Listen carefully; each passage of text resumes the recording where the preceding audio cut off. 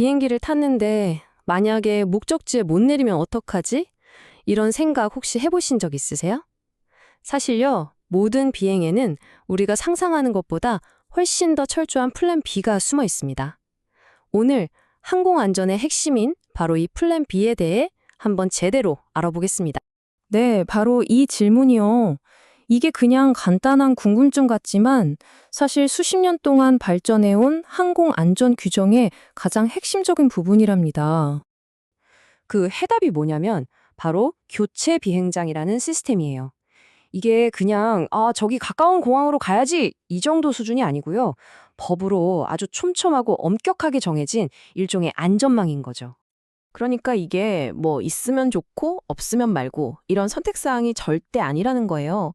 조종사가 비행 계획을 낼 때 반드시 법적으로 포함해야 하는 의무사항입니다. 말 그대로 우리 안전을 지키는 최후의 보루라고 할 수 있겠죠. 자, 그럼 이 교체 비행장이라는 게 정확히 뭘까요?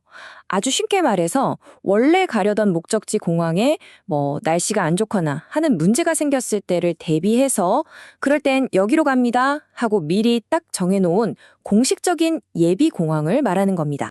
자, 그런데 정말 흥미로운 건 뭔지 아세요? 이 안전 계획이라는 게요, 비행기가 이륙해서 하늘에 떠 있을 때만 적용되는 게 아니라는 겁니다. 바퀴가 활주로에서 떨어지기도 전 그 순간부터 이미 시작돼요. 한번 상상해 보세요. 진짜 아찔한 상황인데 비행기가 막 이륙했어요?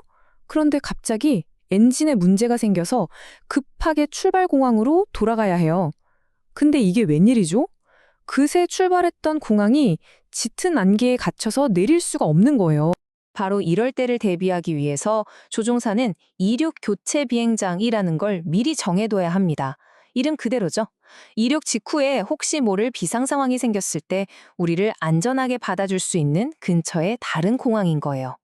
근데요, 그냥 가까우니까 여기 이렇게 정하는 게 절대 아닙니다. 규정이 정말 까다로워요. 예를 들어서 그 공항까지의 거리를 잴 때요, 최악의 상황을 가정합니다. 그러니까 엔진 하나가 꺼진 상태로 비행하는 걸 기준으로 삼는 거죠. 그래서 엔진 2개짜리 비행기는 1시간 안에, 엔진 3개 이상인 비행기는 2시간 안에 도착할 수 있는 곳이어야만 이륙교체 비행장으로 지정할 수 있어요. 안전에 대해서는 정말 한 치의 양보도 없는 거죠. 자, 이제 무사히 이륙해서 순항 고도까지 올라왔습니다. 그럼 이제 좀 안심해도 될까요? 천만에요. 이 촘촘한 안전망은 비행이 끝날 때까지 우리를 계속 따라다닙니다. 특히 장거리 비행을 생각해 보세요. 태평양 한가운데를 지난다거나 시베리아 허허벌판 위를 날아갈 때 말이에요. 주변에 공항이라고는 찾아볼 수 없는 곳을 몇 시간이고 계속 날아가잖아요. 바로 이럴 때 필요한 게 항로 교체 비행장입니다. 특히 엔진이 2개 달린 비행기가 바다나 사막 같은 곳 위를 날아갈 때요, 만약에 비상 상황이 생겨서 가장 가까운 공항까지 가는데 1시간 이상 걸린다? 그러면 반드시 그 경로 중간중간에 비상 착륙할 수 있는 항로 교체 비행장을 여러 개 지정해 둬야 해요. 이게 승객 입장에서는 정말 중요한 부분인데요. 내가 지금 태평양 한가운데를 날고 있더라도 만에 하나 엔진에 문제가 생기면 비상 착륙할 수 있는 공항이 항상 계산된 시간 안에 있다는 걸 보장해 주는 거거든요. 정말 든든한 안전보험이라고 할 수 있겠죠. 자, 이륙할 때도 대비하고 비행하는 중에도 대비하고 이제 이 플랜 B에 가장 흔하고 어쩌면 제일 중요한 단계가 남았습니다. 바로 목적지에 거의 다 도착했을 때의 이야기입니다. 교체 비행장이 필요한 가장 흔한 이유, 바로 목적지 날씨 때문이죠.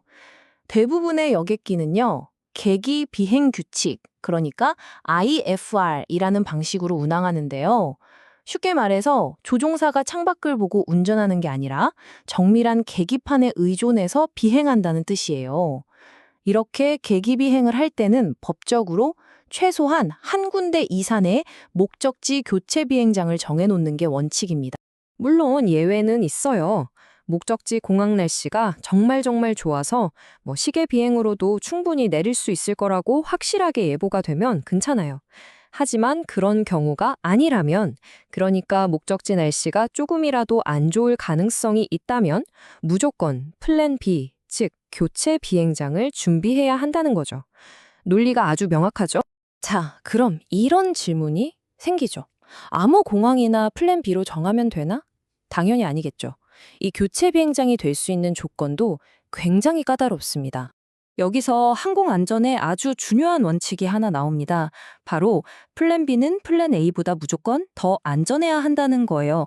생각해보면 당연하죠.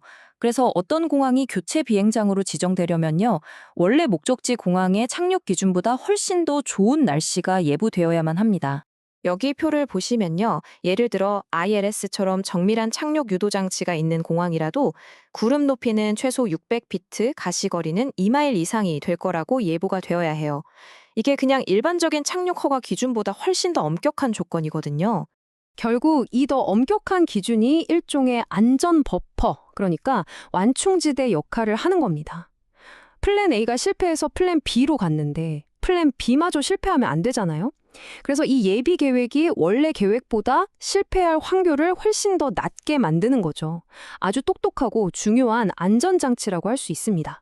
정리해보면 이륙할 때를 대비한 이륙 교체 비행장, 비행 중에 대비하는 항모 교체 비행장, 그리고 도착할 때를 대비한 목적지 교체 비행장까지 이 다층적인 시스템이 비행 내내 우리 눈에는 보이지 않는 아주 촘촘한 안전망이 되어서 우리를 지켜주고 있는 겁니다.